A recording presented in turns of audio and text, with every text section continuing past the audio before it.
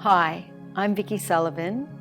I'm a portrait painter from Australia and I'd like to show you my process for painting realistic portraits. Today I'm using a photo reference to paint from, but I do paint often from life, and I strongly believe that painting from life has helped me learn how to interpret the photo to make a more three-dimensional painting. Today I'm going to be showing you an indirect painting method, and this involves breaking the painting down into several stages, with each phase building upon the last layer and setting up the scene for the next step. Okay, so let's talk a little bit about how I like to light the model for the portrait. So usually I would light the model from a 45-degree angle. And I like to have about a quarter of the face in shadow. So you get this nice little shadow here and a little bit around the rim of the face. Of course that changes. I do different compositions as well, but the way I often use this sort of as a good way to get a nice painting. I also usually like to have the model's shoulders turning one way and the head the other. You can't really see it that much, but there's a bit of a twist, which gives it a nicer sort of line, I think. Makes it a little bit more interesting. And in this one, I've got the model looking directly at the viewer, which is a bit more confronting, but I quite like that look on her face. Okay, well, this is my construct drawing. So I haven't done a fully finished drawing because I'm going to be painting this, so I really just need the anchor points and the shadow shape markings. So I'll just zoom in and have a look at my construct drawing.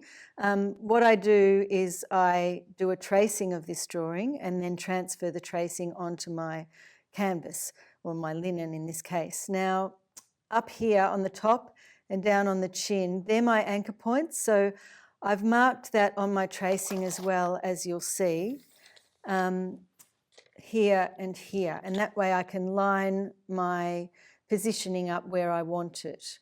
And then I can move that around on the next canvas, but use these as an anchor point to make sure things are aligned when I'm tracing.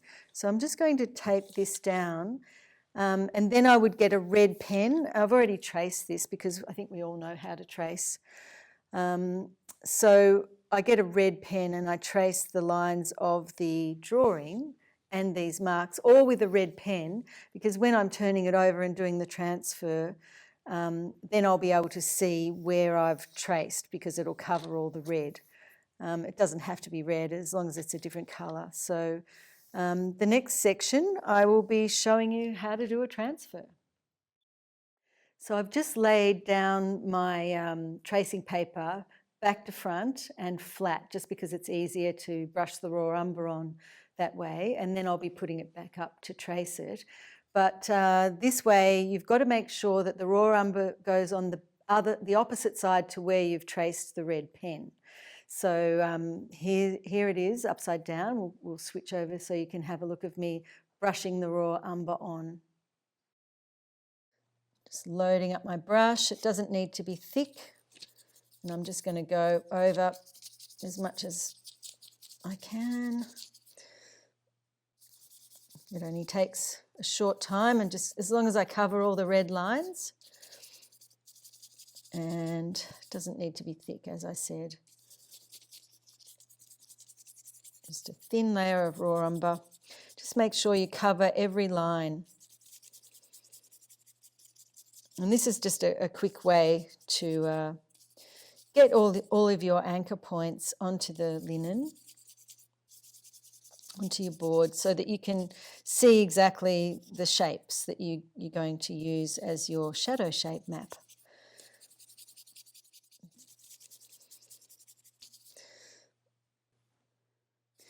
There we go. You can, if your raw umber gets a little bit stiff, you can add a little bit of oil to that. Sometimes it does. Raw umber is probably the quickest drying paint. Raw umber and burnt umber, I find.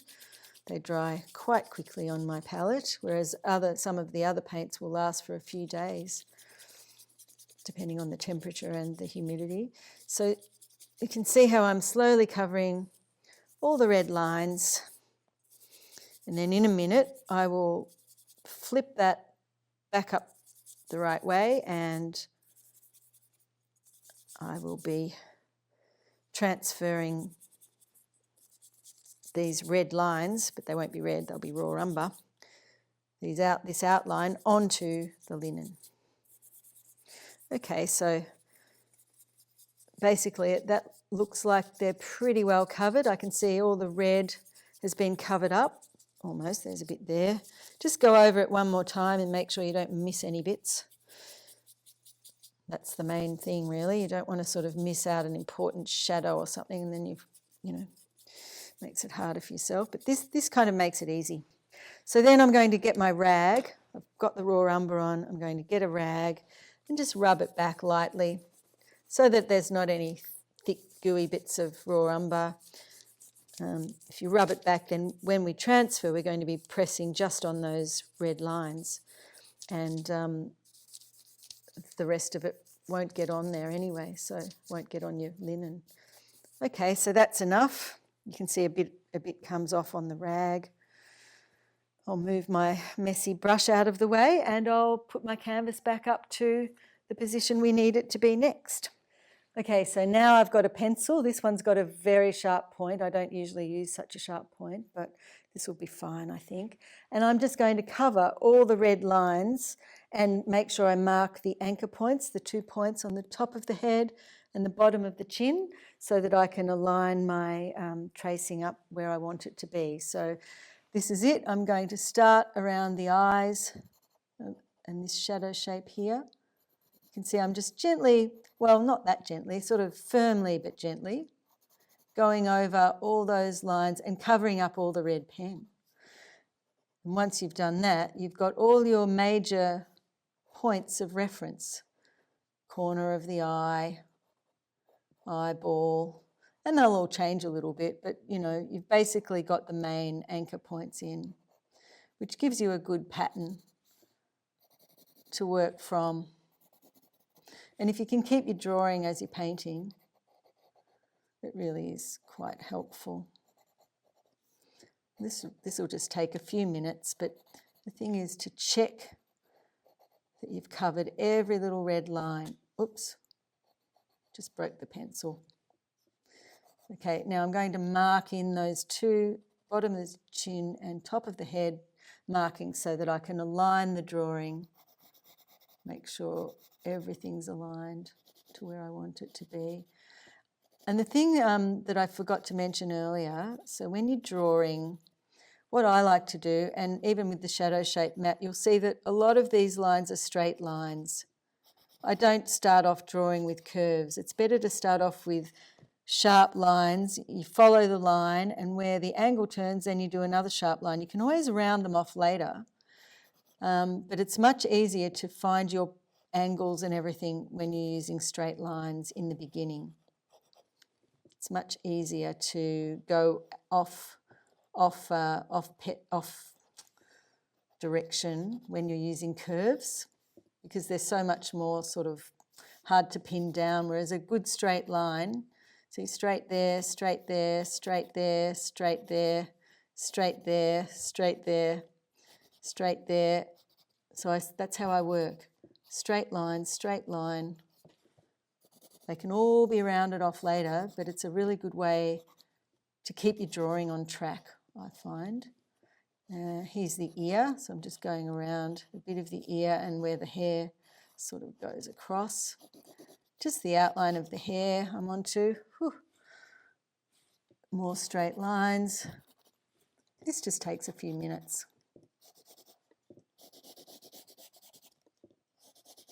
I'm just putting in a couple of those where she's got a bit of highlights of the hair showing.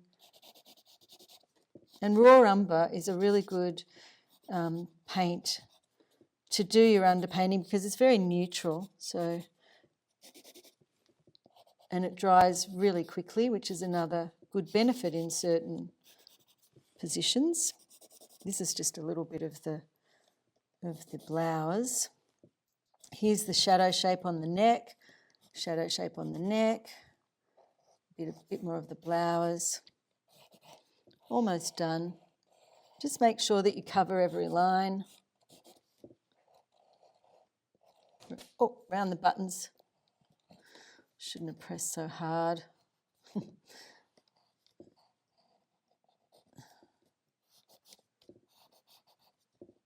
Really, you shouldn't use such a sharp pencil. There. And this, even the lips I've done with straight line, straight line, straight line, straight line. I'll round everything off later, but this is just the construct drawing. So there. Now that should do it. I'll just double check. So we lift up.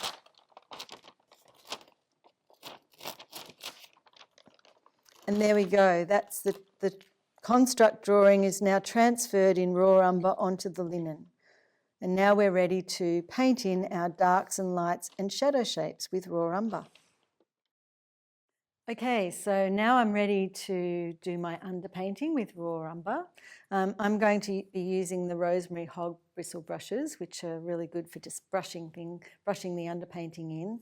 And they're really good for keeping the soft edge around the shadow shapes as well. So let's get going. Okay.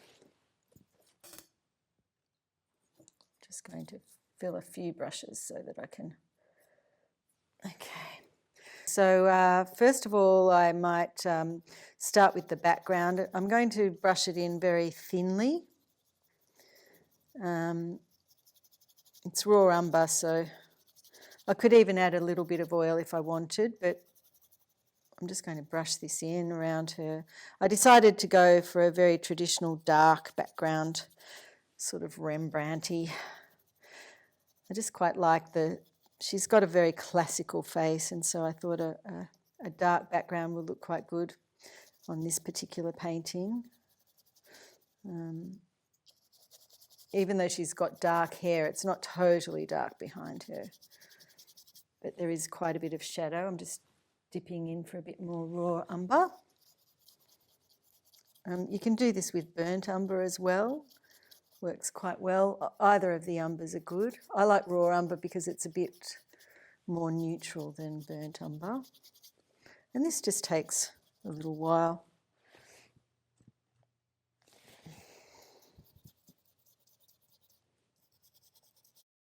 The beautiful pale skin and the colours that you can find in really pale skin. I try and find the warms and the cools, and I quite like the juxtaposition of the warms and the cools as well. Okay, so I've done that side. Now I'm going to get a smaller brush, put my glasses on so I can see better, and then I'm just going to go in and try and get these little shapes a bit better. So then I might just start with the hair, and I've got quite a lot of paint on this brush, which we don't really need too much. I'm going to keep a little separation between the hair. Hopefully I'll be able to see the difference. I might even add some walnut oil here to thin out a little bit. And maybe even some Gamsol. I might just put a little bit of Gamsol as well, just to thin out my paint a little bit, to make so that I can easily see the difference between the hair and the background, even though it's a similar tone. So basically you're mapping out the tonal values just of the dark. You're turning it into a no-tan, really, a black and white, or a darks and lights, not black and white really, darks and lights, and you're separating the two. And Maestro Michael John Angel always used to say, you have to separate your darks and lights. They have to be like the Montagues and the Capulets. Never the twain shall meet. If you know the story about Romeo and Juliet, the two families did not get along. So you always keep your darks in your darks and your lights in your lights. And your lightest dark should never be lighter than your darkest light.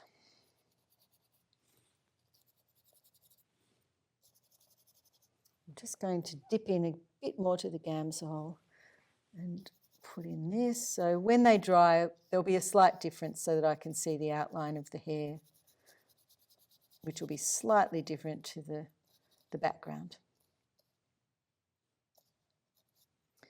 I've probably put a little bit too much paint onto the eyeball, but there's if you feel like you've put too much paint on, you can always get a tissue or a rag and rub it back, or take a press by pressing a tissue on there.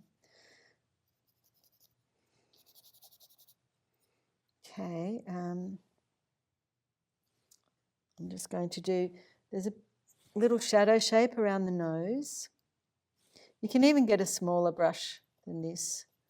Actually, I should have brought something even smaller for this, a smaller hog bristle, because this painting has very fine little features here.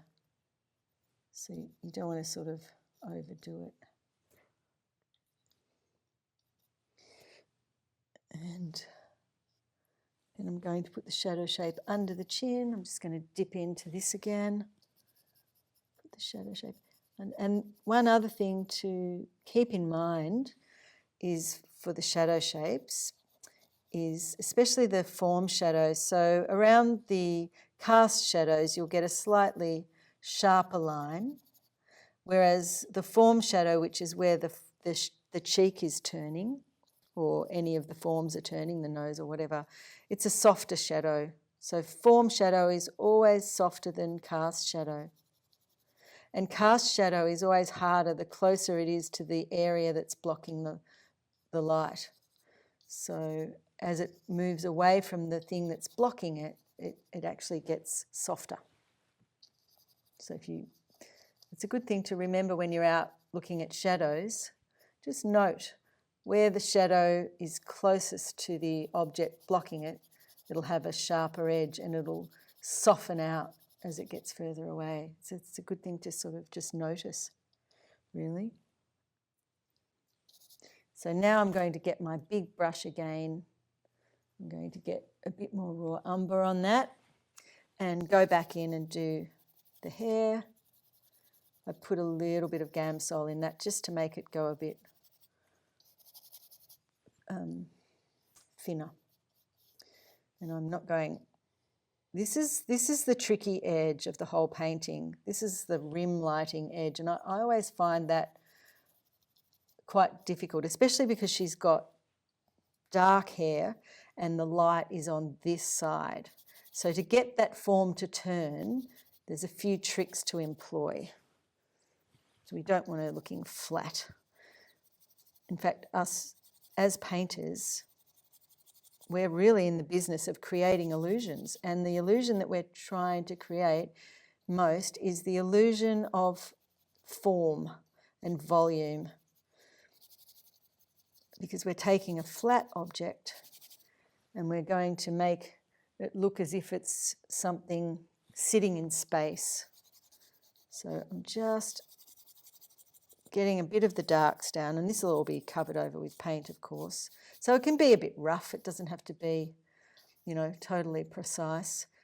Grabbing a bit more raw umber to finish the background, and then it'll dry overnight, and tomorrow it'll be dry enough for me to paint my grisaille underpainting, which is a black and white, or a mixture of greys, going from white to darker, and that will help me just in the skin tones I do the grisaille to turn the form of the face.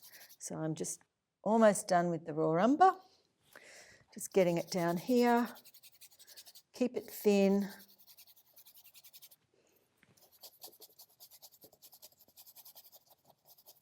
Just push it into all those little grains.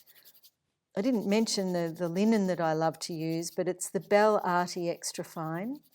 And this one is actually primed 6 times. They didn't have, I usually paint on double prime, but they didn't have it last time. But they had it's primed 6 times, oil primed. And I ended up getting a roll of that, and the guy gave me a good bargain for it, and it's really beautiful. That's the thing. Sometimes you end up using better material and it's really hard to go back.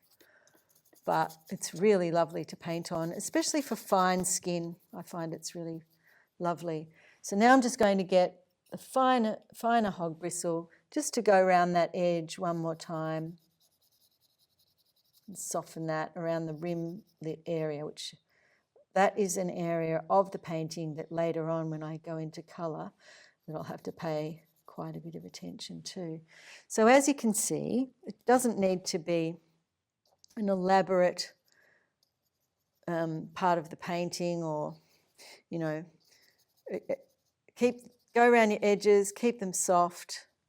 Try and make a definition of where the chin breaks to the under the chin, so that you can see, you know, where your shapes are. Now I'm just going to rub that back a tiny bit, just because I've got it a little bit thick there, and if I rub it back, I'll be able to see the line where the chin was, which is a pretty important kind of shape. I'm just going to rub that back. I've overdone the raw umber a little bit. It doesn't need to be. So there we go, that's our transfer, our construct drawing. I've talked a little bit about lighting the model and positioning the model so that she's not dead straight on, so that she's twisted a little bit. And here you have your shadow shape pattern. I'm going to show you the process for painting a grisaille underpainting. I'm using ivory black and Cremants lead white, and I'm just going to mix up a few different greys, and I'm basically going to be showing you how to turn the form with grey. First of all, I'm going to oil in with the walnut oil. I've just got my cap on today because it helps with any overhead light. A lot of artists like to wear a cap if you're outdoors or sometimes indoors, depending on the light situation. I've also got a little photo of just the skin tones of the face, and I often at home, I'll just blue tack that onto my board really close to the actual painting, and then I can flick my eye backwards and forwards. I have my bigger reference photo over here, but I like to have my photo reference as close as possible to the painting for comparative reasons, so I can easily just my eyes don't have to travel far between this, and I can easily see what I need to do next. So that's just something I do. Anyway, let's get started with the grisaille. Now I'm ready to start mixing, so I'll start with the pure white, and I just mix it with my palette knife, and then I'll do a slightly darker, adding a little bit of ivory black to this pile, and then a darker grey with this pile. Don't need as much of the darker as the light. And then I'll just clean my palette knife off. These palette knives I quite like because it's more flexible. So I've got, this is going to be my pure white, this will be my mid grey, and this will be a slightly darker grey.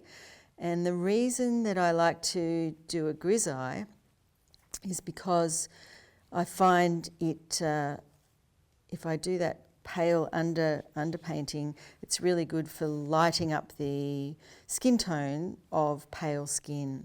And pale skin is, you don't want to sort of, you're better to err on the side of the lights if you're going to be painting pale skin, rather than dark and then going too dark and then having to lighten it up, because the light will actually travel through the paint and then bounce back. And so if you've got white underneath, as the light will travel through the semi-transparent paint, it'll hit the underneath white and bounce back at you, and it'll give you a lighter skin tone. If you paint it dark underneath that transparent skin, as paint ages, it gets more and more transparent, so your skin tones will darken and they'll become more what's underneath, and you don't really want that. You want it to stay nice and clear and light if it is pale skin. So this is going to be my dark, which isn't too dark, as you can see. And then I'm just going to take a little bit of that and mix this into the mid-grey. Probably need a little bit more than that, I think. Maybe like that. A bit more maybe. I might even break it up into 4 piles. So I'll just add a little bit more to this. No, I don't want to overdo it because lead white, you don't need a lot to change the value. So there, that's going to be my next step value. And then, actually they can swap around. That can be swap them around. That's a bit lighter, but not too light. And then that, so 1, 2, 3, 4, I can probably go a little bit lighter in this one. So it's just going to be just 1 step up. Now I'm going to oil in, so I'll get my sponge, which is here actually. And the thing about the blue tack is I usually always blue tack it to the left because I am left-handed, so I work from right to left across the page. So you don't want to put oil where you're going to put your blue tack because it won't stick. So I'm just going to get a little bit of oil on my sponge, just a tiny bit. And then I'm going to just rub it over the skin. And just a little bit around the head. Because the grisaille is only going to be on these areas of the face. I'm going to leave some of that raw umber underpainting. Okay, that'll do. You don't want too much oil, so I'm just going to rub it back with, so that it's just a little bit of oil, just so the paint flows. I'll put my sponge back, and then I've got my marl stick, which is just so I can steady my hand as I paint. And it's quite a handy thing to have for the finer details. So now I'm going to start with a big brush. I'm putting in the lights first. And one of the things to consider is that the head is shaped like an egg. In this case, the light's coming from over here. So the lightest areas of the head are going to be up here. And of course, as it comes down to the chin, you've got the fall of light. So it's sort of slightly darker down here because this is the closest to the light. So as it falls away from the light, it's going to get slightly darker and the tonal values will drop. And you know, also around here, we want to give the impression of turning form.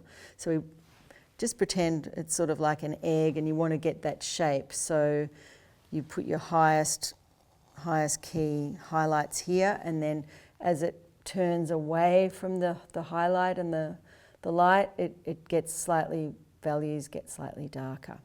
And you have to think about that with the nose too. You've got a highlight on the nose, and as it turns away from the light, it gets slightly darker too. So basically we're putting in the tonal values to set the painting up for later when we put the colour in.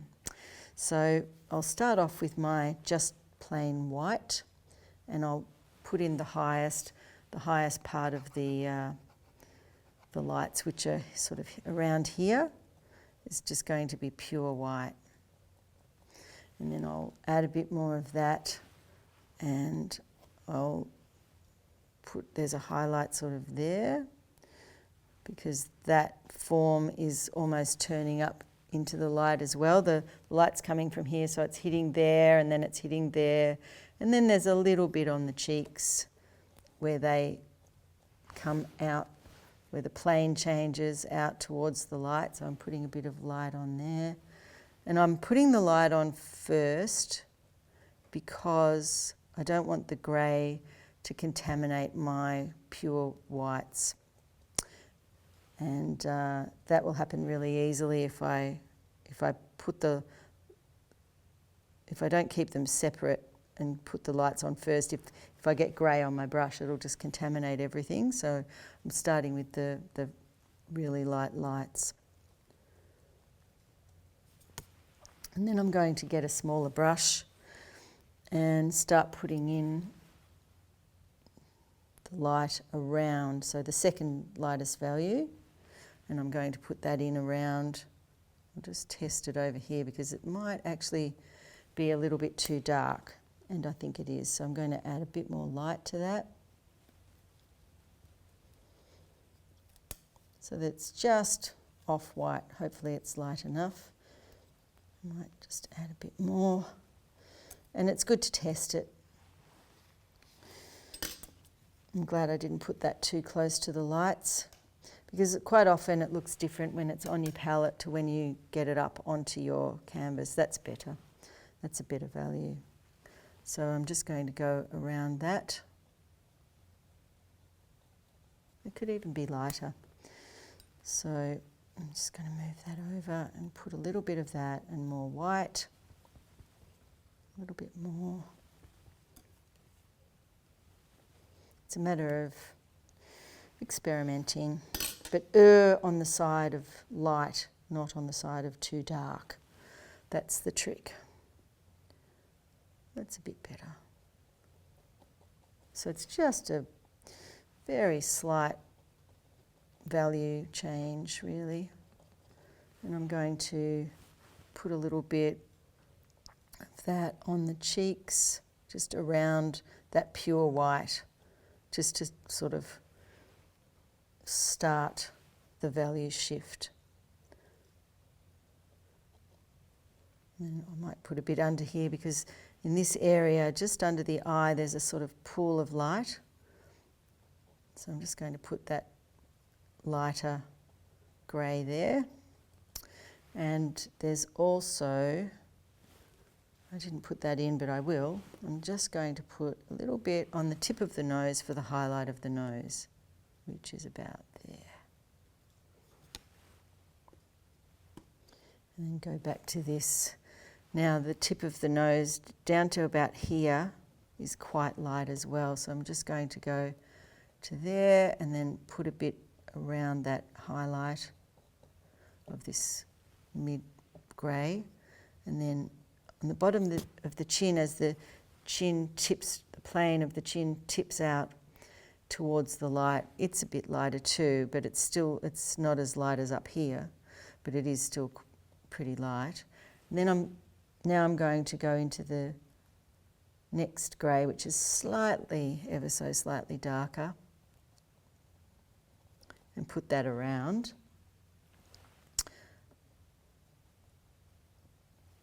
Slowly moving as it turns away from the form, slowly moving into a darker tonal value. And what we're doing here is we're trying to create the illusion of volume. And the way to do that is with tonal value, which, as often you've probably heard, tonal value does the heavy lifting. When you're trying to create form and shape form, it's your tonal values that give you the form. And that's why when you put something into black and white, you can still understand what it is. You don't need colour to be able to understand a shape of something. I'm just getting slightly darker as we move away from the lights. Ever so slightly darker. I'm leaving the eyebrows in around there. And then as we get sort of around this area, there's a little bit of a shadow from the hair. And try and keep your drawing as you go. I mean, you can lose and find it a bit, but it's best if you keep to your drawing. So, and then I'm going to do this value over towards the nose as it turns into the shadow. It gets slightly darker, sort of a mid-tone between the shadow and the light.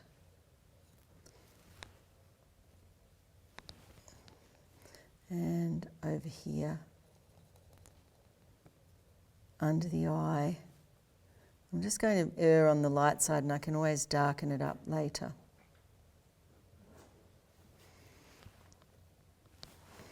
And then over towards the shadow, it's turning away from the light, so it gets darker.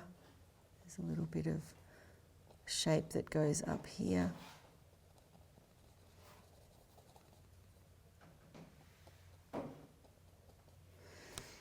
And then as we go down to the chin, it's darker.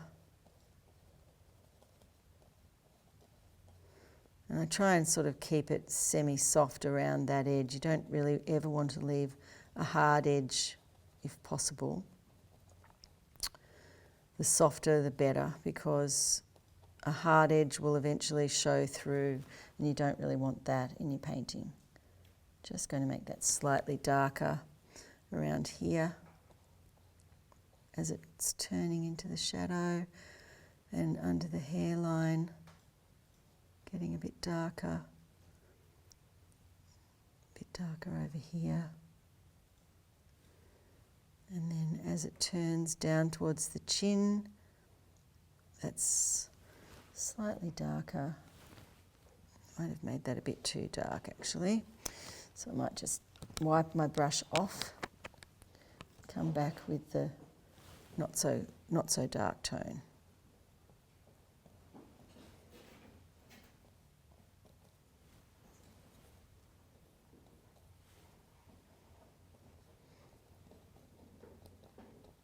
Okay, and probably make a bit more of a transition here. It's just adjusting the greys to be looking at the value on the reference photo and then trying to match the value so that you get the illusion of form.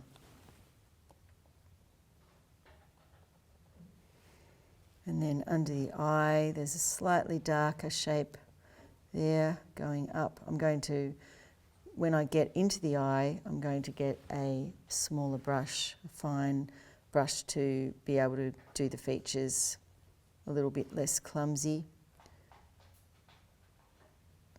There we go.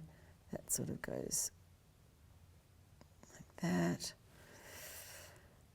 A little bit darker over this side, because I probably need to make it a bit darker over this side, because that is where the light is turning into shadow.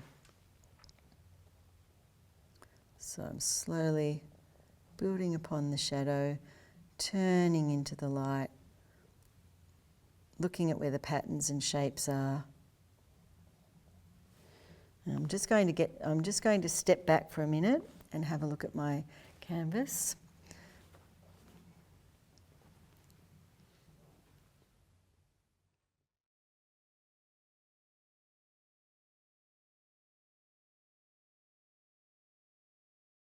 Hi, I'm Eric Rhodes, and welcome to Interviews with the Artists. My guest today is Vicki Sullivan from Australia.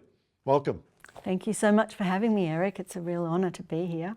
Well, we're really happy to have you here. You have become known as a world-class portrait artist. Your work is beautiful, and so we want to learn more about you and get inside your head a little bit. How did this whole art thing come about for you? Ever since I was a child, I was mad about drawing and painting. You know, as children, all my brother and my sister and I were all painting and drawing and, you know, being creative a lot as our recreation. And I had a grandmother who fostered our creative endeavours. Was she an artist? She was an artist herself. Was she a good artist? Well, she was a good artist. I think she would have loved to take it further, but she didn't get the chance. So she made sure that we had that opportunity, which was really lovely of her. And I was into, right through primary school, I was sort of an arty kid. And then my parents let me leave high school in Form 4, so I was about 16, and I went to Frankston Technical College where I did 2 years of just art subjects. So what was that like in that era?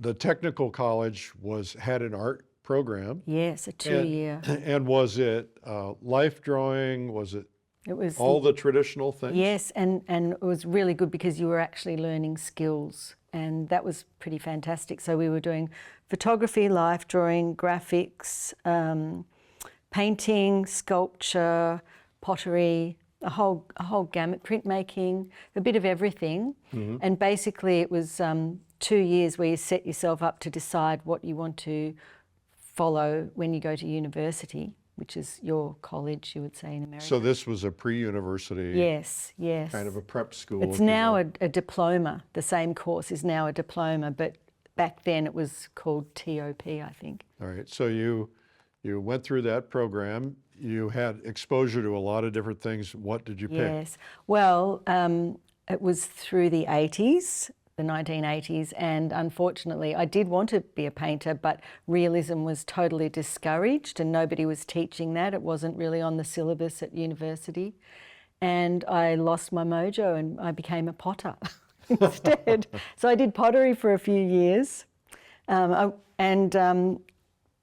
anyway, then I went on to have my daughter, and I became a single mother, and I ended up living in the rainforest up near Byron Bay, but inland, and building a house out in the bush. Oh my. Yeah. And you were supporting yourself as a potter? Well, no, I wasn't actually. I was on the single mother's pension back then, and I had a couple of $1,000, and I was just building I hired a builder, and all the women in the valley came and helped me dig the stump holes.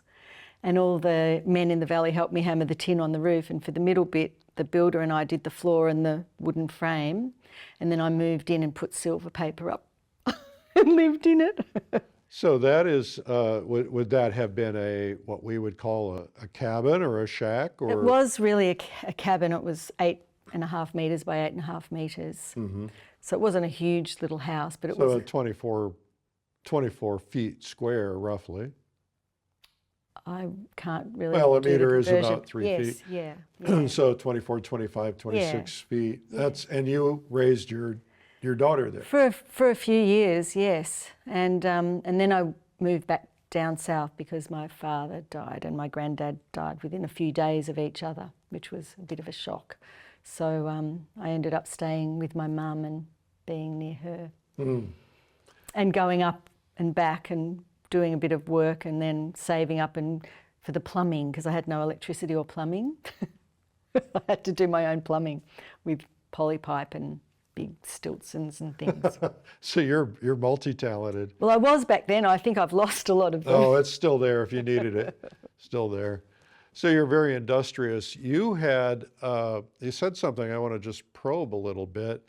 You said that realism was not very popular at that time. You were already interested in realism? Oh, yes, right from the get-go. Yeah. Yeah. Who were the people who inspired you, your inspirations? Probably back then I would have been mainly aware of the Australian artists. So Arthur Streeton. Yeah, Tom Roberts, Walter Withers. They were the Australian Impressionists. Who I really love. There's a few others who it's hard for me to recall straight away, but Hugh Ramsey's another one. I loved all those 19th century painters because they were trained really well. We had the National Gallery School, and a lot of painters went to the National Gallery School and were trained academically, like the French painters. And a lot of them, if they won a scholarship, would go to France and train. So the National Academy School would have been in Sydney? The National Gallery School in Melbourne. In Melbourne? Yeah. Well, that's interesting because that was the primary school for art I think so. Australia. Yeah, I'm not sure what was happening in Sydney because I was really only aware of the Melbourne ones really. But there was Frederick McCubbin, taught at the Victorian Artists Society as well. And that building is still there today, and it's a beautiful heritage building. And so, yeah, there was a big art scene happening around Melbourne Yeah, at Melbourne that time. has a big watercolor scene also, from what I understand, and that's why, you know, so many great watercolorists came out of that area. So you moved south to be with your I moved, mother, yes, and you're supporting your daughter. daughter, Yeah. and you're a potter. Well, I was a potter, but I didn't really have a kiln and things like that. So I ended up getting into silk painting and doing that for 20 years. And that was sort of my bread and butter for a long time. So how did you make bread and butter with silk paintings? Well, I made clothes. So, well, Mum made the clothes.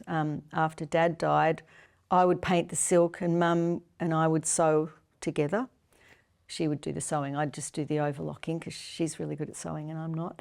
And then I'd put them around to the galleries. We had a lot of craft galleries around, and so I'd schlep them around and put them in on consignment, and they'd sell. And then I ended up, there was a market up in Melbourne, and every Sunday I would go and do the Sunday market at the Arts Centre up there. For 9 years I did that.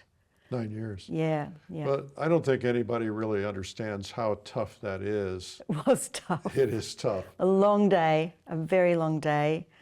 And What did you learn from that experience? I learned to talk to people. I was very shy Yeah. before that, and I had to talk to people. You know, you had to be personable, and I actually got to be much more relaxed about that. And that was really good for me, actually. You know, it was out of my comfort zone, but it really moved me. So I like to go out of my comfort zone sometimes. It's a great place to learn how to sell. Yeah. And we have these connotations of selling. You know, you're not having to do any, you know, like used car salesman selling, but you do have to engage people and get them interested, and those experiences last a lifetime. Yeah, it was a good market too because everything was handcrafted. Yeah. And I love that, you know, there wasn't any cheap plasticky stuff. Everything was made by hand. It was at the Arts Centre, so they wanted to keep it high quality. So it was a good place to go, but it was a long drive. It's a 2-hour drive to Melbourne and back. You know, I mean, 2 hours up and 2 hours back. So you had to produce a lot of clothes to be able to make a living doing that. Still got lots of them, Eric. Do you? Still got a lot left? Are they all out of style now? Not all of them. I think some of them are Coming back? yes, I do. Yeah, All right. It's funny about that. Yeah, well, you ought to put them on your website. No. So, so you're doing clothes, you're doing markets, 9 years of that. Yeah. Something changed, something clicked. What happened? My house burnt down, the one in the Northern Rivers. So This is the one that you built. yeah, the one that I built, and I won't go into that story because it wasn't a good story, but that changed my life because getting that property together had been my kind of big dream in life, and I was like, I felt like my dream was gone, and anyway, eventually, years later, I sold the land. It had gone up, which was really great, so I had enough money and I ended up building my studio.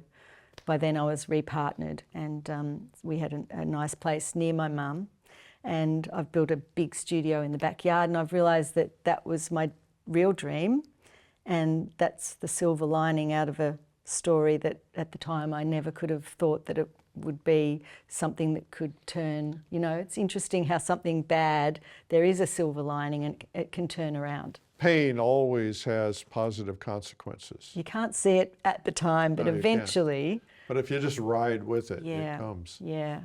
So you built a studio, you have a new partner, you built a studio.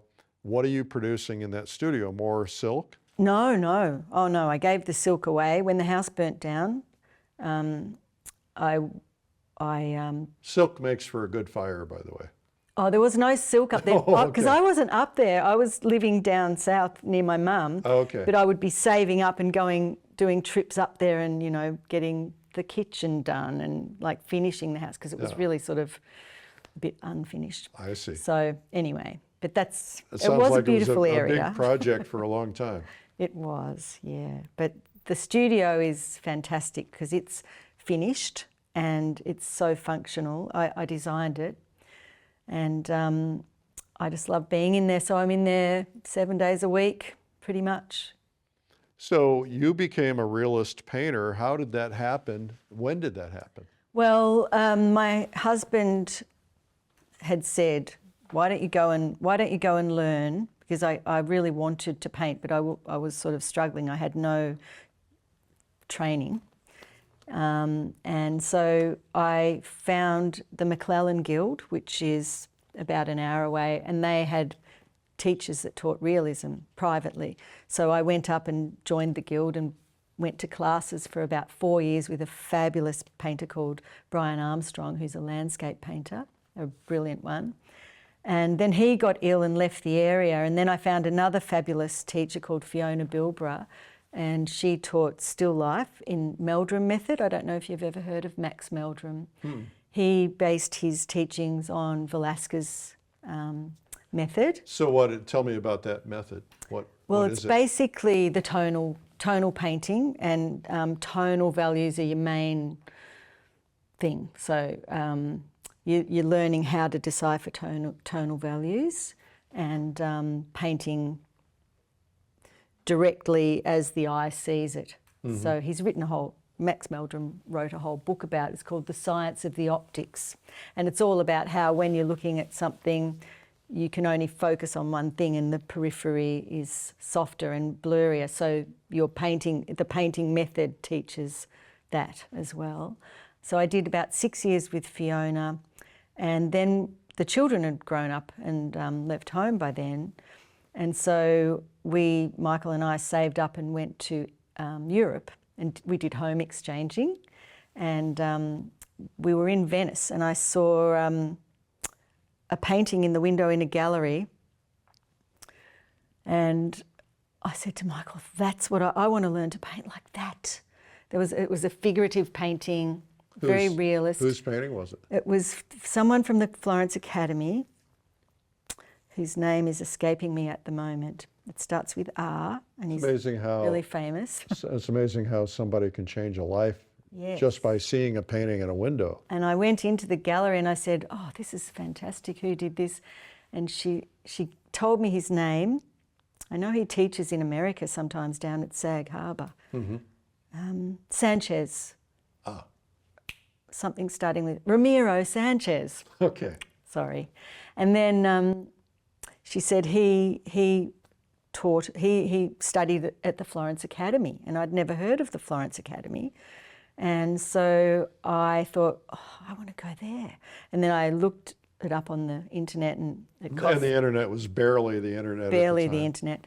And I thought, oh, I'll never be able to afford that with Aussie dollars, and because our dollar is lower. And I thought maybe if I save up, I could just go for a trimester or a workshop. And anyway, so I did. I saved up for 3 years, and I did all sorts of things to, house cleaning and things like that. Saved up and went for 3 months, but I ended up going to the Angel Academy because another friend told me about the Angel Academy, which is a smaller school. And I didn't know it at the time, but the Angel Academy teaches comparative measuring, and the Florence Academy only teaches sight size. And I'd already learned sight size with Fiona, my teacher on the peninsula. So it was really nice to learn the comparative measuring method to add that other string to the bow. And Angel Academy was a smaller school, which suited my personality a bit more. Well, interesting. We talked about this, and that is that the Angel Academy and the Florence Academy and one other academy in Florence all started as one group. Yes. And then for whatever reason, there was some scuffle, and then everybody kind of went their own way. Yes. Some differences in teaching styles and things, slightly, yeah. And I was so pleased. It was like I found where I was meant to be. Maestro Michael John Angel is my hero. He's just amazing. And I just learned so much, and it changed my whole life. It just changed my whole life. So you stayed there you saved money for 3 years to get there. You stayed there for 3 months. 3 months. Then I went back and saved up for another 3 years and went back and did another 3 months. But I already had a lot of the grounding that they were teaching because of my Meldrum method training with the tonal values. Because So that you was were a big, able to, you probably were able to ramp up a little faster than a new student would yeah, be. yeah, I did, which was. So what did really they have you doing in the first, you got the first 3 months, what was that all about? We were drawing every day. It was all drawing. So we were drawing the nude model and bark drawings. So all morning we'd do bark drawings, really meticulous ones, like just getting the shapes exactly right, exactly. Like it was just so exactly that, you know, it was taking people a long, long time. But I would be But in that's there. the point, is to get it right. Exactly. The level of meticulousness was very high. So I would just be there as soon as the door opened in the morning. I'd be in there, and then I'd be like staying until they kicked us out at night. And a lot of the young students are going, well, how come you're always here? I was like, because it took me a long time to save for this. I'm not wasting a minute. So, and then in the afternoon, we'd be drawing the life model in long poses for another 3 hours. And then there'd be extra classes at night for life drawing. So you'd be doing more. So you ended up at Angel Academy 2 different times? Yeah, 2 different times. And then I got invited to go back and teach in Italy. And that was really lovely. So I went back the next year, and a lady in Siena hired me to teach her. So that was really fun. And we're still really good friends. Nice. And she's wonderful, Sarah Calcagno, and she's got her own little school now. She went on and learned with other people as well, and she's got her own little school in Italy now. Very nice. So what did you do with all that? Oh, well, came home and worked my hands off. And painting portraits and figurative paintings and still life. And I started getting commissioned to do, you know, portrait commissions, which was really lovely. And Well, I was going to ask that. Is you know, one of the problems that oftentimes happens is that people go to these schools, these ateliers, and they're fabulous. They can train people to become world-class painters in the amount of time that they spend there. But then they get out and they're like, now what? How do I do this? Especially in a world where representational art, where classical realism is not necessarily honored. yeah, that's right. You know, Yeah. there are people who see it and love it, but Yeah. it's not something that gets a lot of attention, Yeah. especially then. Well, I was so obsessed, you know, I didn't even care. Yeah. I didn't even care if I sold them or not, except that I did need to buy art materials. And it was more about a striving for excellence. I really wanted to achieve that level of skill. And it's so important to me, and so wonderful to be able to acquire skill, because you can do so much more when you have those tools, I think, anyway. So there's a theory that you would hear in some art schools that acquiring those skills is restrictive. The opposite theory is that it actually allows you more freedom because you now know what you can do. Of course it does. Yeah, it's a no-brainer for me. So yes, I love learning, and I keep learning. I keep studying with other painters and learning more, you know, all the time, and I intend to keep on doing that. So what is the key to somebody who might be watching this right now, who maybe feels as though they're stuck? They're at a certain level, maybe it's an early stage, maybe it's a fairly later stage, but they feel like they just can't seem to get anywhere. What's your best advice to them? I think practice, practice, practice, but also find a teacher whose work you love and see if you can learn from them, you know, whether it's buying a video, which is a great way to learn because you can stop it and start it, or do a workshop. Learn from a lot of people, because you're adding more tools to your belt. A friend of mine who's a very clever woman and a painter, she calls it the soup. It's like making soup. You start off and you start painting like your teacher, and then you learn from this person and this person and this person, and then you start throwing a little bit of this and a little bit of that into the soup, which is your skill toolbox. I love that analogy. I think it's a great analogy, because that's a question we often get is, how do I find my style? What would you tell people? Your style finds you. You keep painting and your style finds you, I think. I think it's exactly right. Hi, I'm Vicki Sullivan and welcome to my portrait workshop.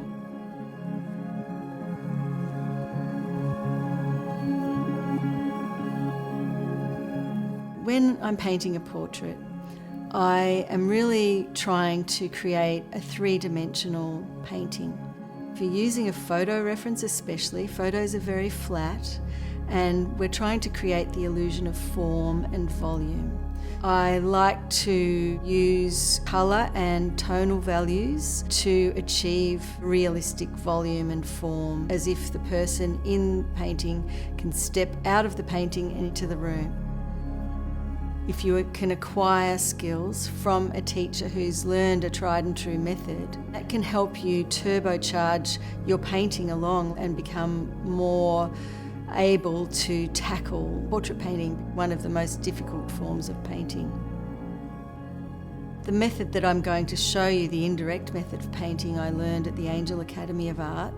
It teaches the old master methods, and this method has been tried and used for centuries, and we're standing on top of the giants in a way, because they've worked out a good method that works. So I think that's exciting for students, because if you practice this method, you can raise your skills to another level. And I know when I learned this method, it was very exciting for me. So I'm really happy to share this, and I hope that you all get a lot out of it. The indirect method of painting breaks down the stages of the paintings. We're going to start off with a contour drawing, or sometimes called a construct drawing. Then I move to a shadow shape underpainting, which is just raw umber. Shadows inform our volume, and so when you've got the shadow shapes in, that helps set up for the next stage, which is the grisaille, the black and white or grey, and that gives the tonal values and turns the form. The next layer, which is the colour layer, so I call it first painting, which is the first painting of the colour layer. So you go in with your first layer of colour and then let that dry. Then I go back with a second layer of colour, and that just refines all those nuances. It's very hard for me to hit, and for most painters, to hit the right colour note, the right tone first time around, but you're setting up with the bottom layer with the middle ground tones, sometimes called local colour, and you're getting all your areas in the right tonal values and the right basic colour, and then you go in with the second layer and refine those areas, and just each little puzzle piece gets refined more and more. Then I put the final touches on, and that's sort of the icing on the cake. So I'm really happy to share my method with you, and I hope you all get a lot out of my workshop. I'm happy to see you all here. Please enjoy, and I hope that you gain some skills from watching this video.